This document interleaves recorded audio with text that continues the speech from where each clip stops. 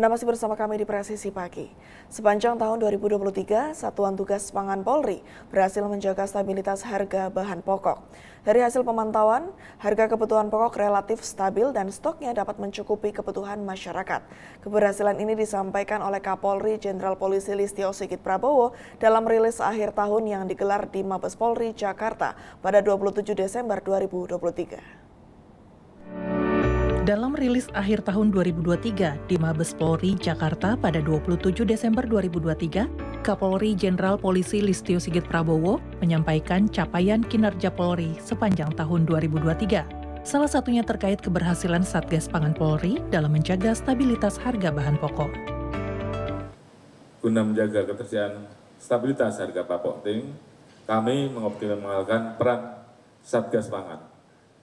Hasil kegiatan Satgas Pangan sepanjang tahun 2003 telah melakukan upaya preemptif dan preemptif sebanyak 158.173 atau naik 891 kegiatan dibanding tahun 2022. Kemudian melakukan kerjasama dengan stakeholder terkait sebanyak 187 kegiatan atau naik 23,84% dari tahun 2022.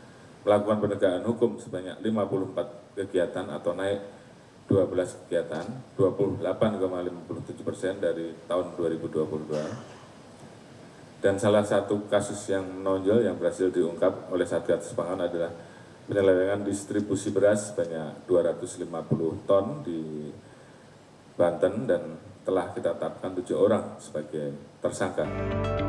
Bersama Kementerian Dalam Negeri, Satgas Pangan Polri bekerja sama dalam menjaga stabilitas harga bahan pokok di pasaran.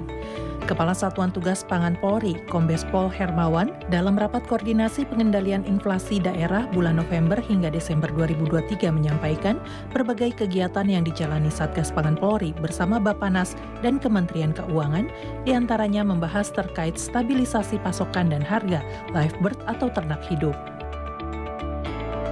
Rapat koordinasi SPHP cabai dengan kesimpulan bahwa untuk stok produksi mengalami penurunan terutama di wilayah Jawa Timur dikarenakan kurangnya pasokan air untuk memenuhi pertanian.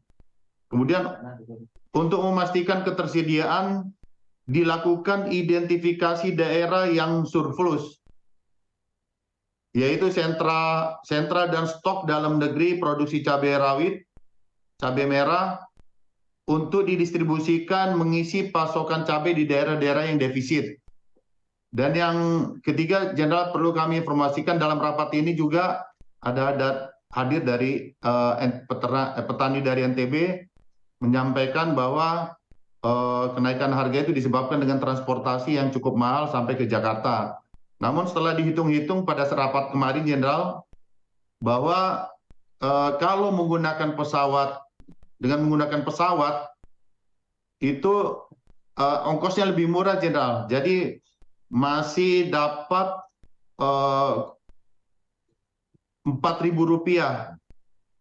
Jadi masih untung Rp4.000 kalau misalnya menggunakan pesawat, Jenderal.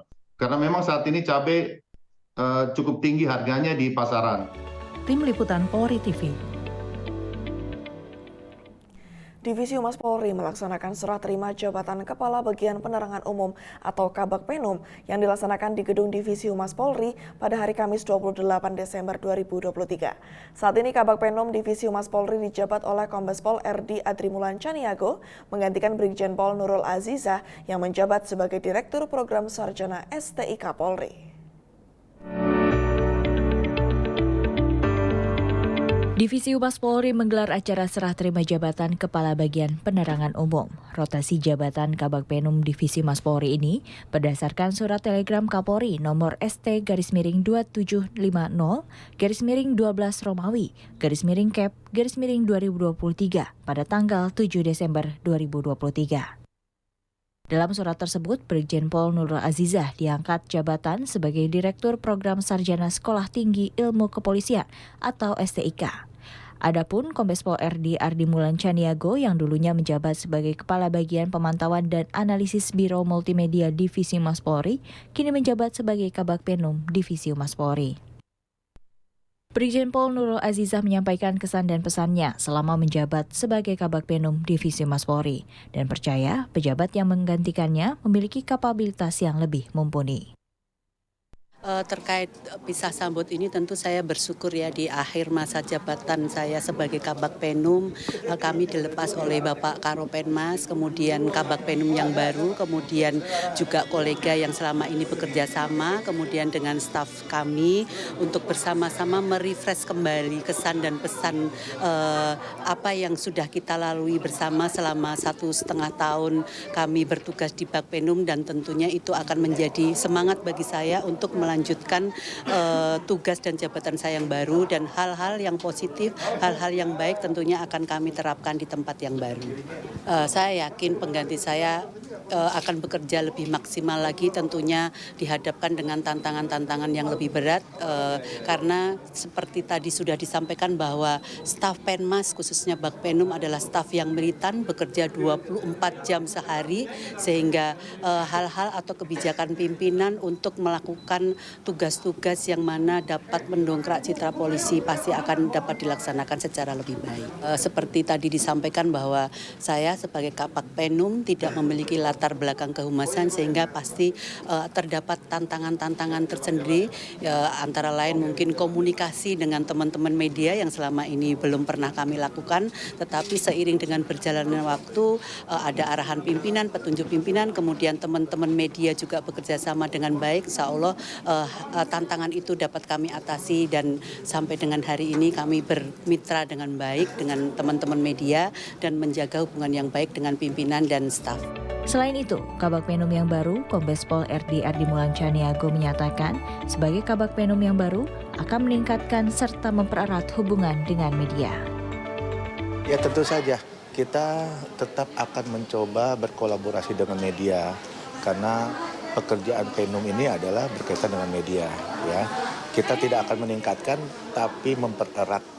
Ya, kalau meningkatkan itu ya sudah terjadi ya, sudah terjalin. Sekarang kan kita mencoba untuk mempererat, bagaimana mengkolaborasi sehingga informasi-informasi atau istilahnya diksi-diksi yang sudah kita siapkan itu akan sampai langsung kepada masyarakat dengan media dari teman-teman pers. Kedepannya, Divisi Humas Polri akan terus bekerja keras dan melaksanakan tugas sebagai perantara hubungan media dengan Polri. Dari Jakarta, Jelang Tita Baskara, Fajar Mardiansyah melaporkan untuk Polri TV. Tetaplah bersama kami, Presisi Pagi akan segera kembali.